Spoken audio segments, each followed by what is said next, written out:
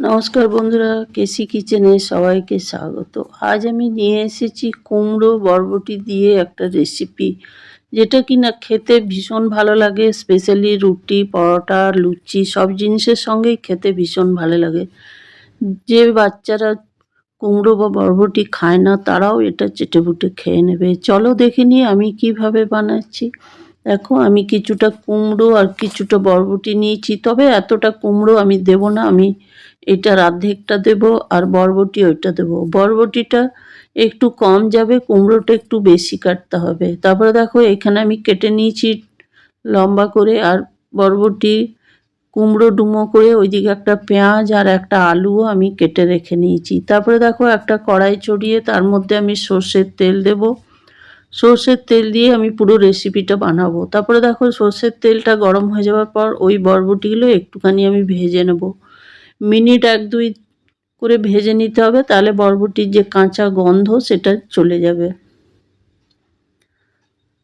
তোমরা যদি বরবটি তো নানা রকমভাবে বানিয়ে থাকো, বা কুমড়োর তরকারিও নানা রকমভাবে বানিয়ে থাকো, একদিন এইভাবে আমার মতো ট্রাই করে দেখতে পারো। খেতে ভীষণ ভালো লাগে। শুধু ভাত, রুটি, পরোটাই নয়, ভাতের সাথেও ভীষণ ভালো লাগে।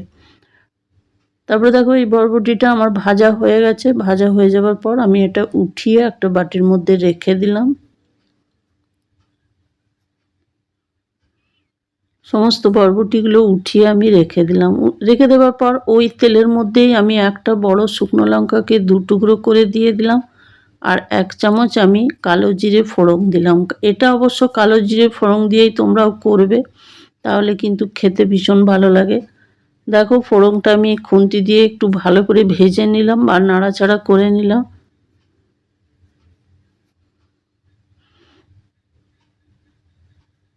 নাড়াচাড়া করে নেবার পরে দেখো, আমি 1 চামচের, ছোটো চামচ 1 চামচের আমি হিং দিয়ে দিলাম এটার মধ্যে।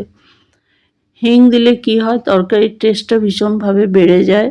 তারপরে দেখো, ওইদিকে যে আমি পেঁয়াজটা কেটে রেখেছি, সেই পেঁয়াজটা আমি এটার মধ্যে দিয়ে দিলাম তেলের মধ্যে। তেলের মধ্যে দিয়ে দেওয়ার পর বেশ খানিকক্ষণ ধরে আমি এটাকে ভালো করে ভেজে নেব।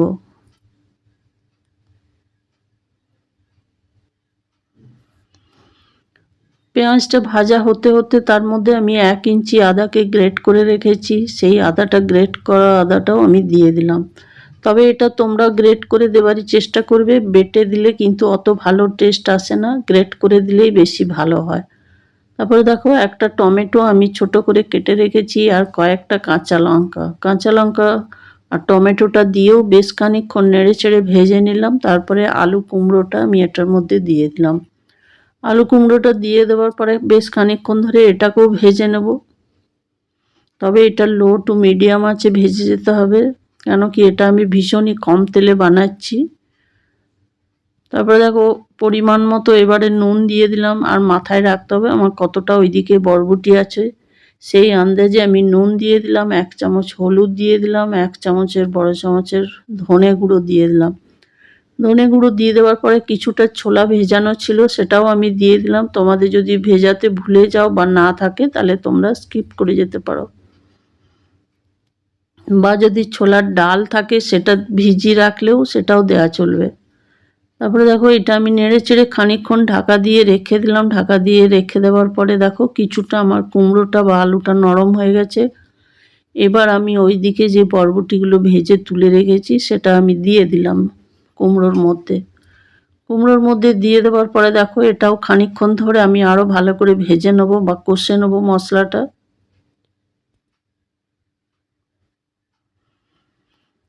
আমার রেসিপি যদি তোমাদের ভালো লেগে থাকে তো লাইক, শেয়ার ও কমেন্ট অতি অবশ্যই করে দিও।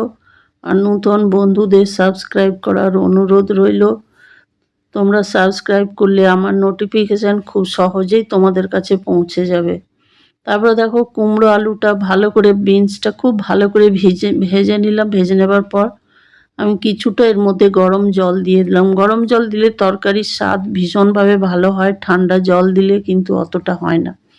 সেই জন্য তোমরাও চেষ্টা করো গরম জল দেবার। তারপরে দেখো, কিছুক্ষণ ঢাকা দিয়ে, প্রায় 5-7 মিনিট ঢাকা দিয়ে রেখে দিয়েছিলাম।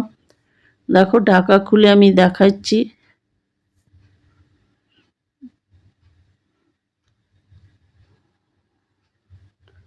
ঢাকা খুলে আমি দেখাচ্ছি, দেখো আলুগুলো আমার সেদ্ধ হয়নি, আরও কিছুক্ষণ আমি ঢাকা দিয়ে 2-3 মিনিট রেখে দিলাম। 2-3 মিনিট ঢাকা দিয়ে রেখে দেওয়ার পরে দেখো ঢাকা খুলে আমি দেখাচ্ছি, দেখো আমার কুমড়ো, আলু বা বরবটি সবগুলোই সেদ্ধ হয়ে গেছে। এই তরকারিটা কিন্তু রাত্রে রুটির জন্য আমি বানাচ্ছি, তোমরাও এইভাবে বানাবে, তো খেতে ভীষণভাবে ভালো লাগে। তোমরা চাইলে এটা ভাতেও বানিয়ে নিতে পারো।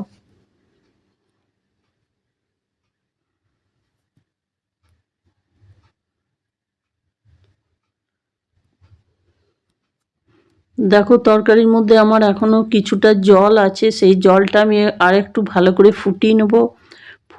ফুটতে ফুটতেই আমি 1 চামচ এটার মধ্যে গরম মশলা দিয়ে দিলাম।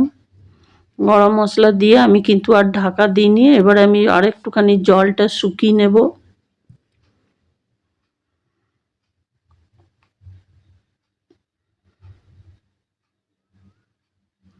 দেখো জলটা আমার প্রায় শুকিয়ে এসছে। এবার আমি 1 চামচের মতো কাসুরি মেথিকে আমি ভালো করে ঘষে, হাত দিয়ে ঘষে আমি দিয়ে দিলাম। কাসুরি মেথিটা তবে অবশ্যই নামাবার কিছুক্ষণ আগেই দেবে, না হলে কিন্তু কাসুরি মেথির যে একটা ফ্লেভার সেটাই নষ্ট হয়ে যায় বেশিক্ষণ ফুটে গেলে।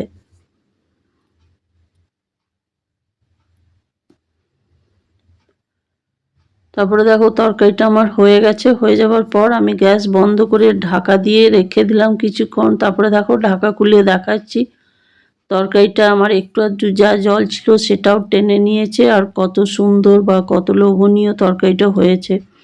এটা রুটির জন্য ভীষণ সুন্দর হয়েছিল, তাই আমি শেয়ার করলাম।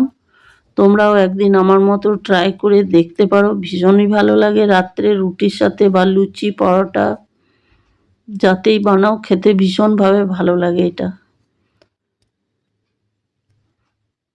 তোমরা ভালো থেকো, সুস্থ থেকো। ফিরে আসছি পরের কোনো রেসিপি নিয়ে। ধন্যবাদ।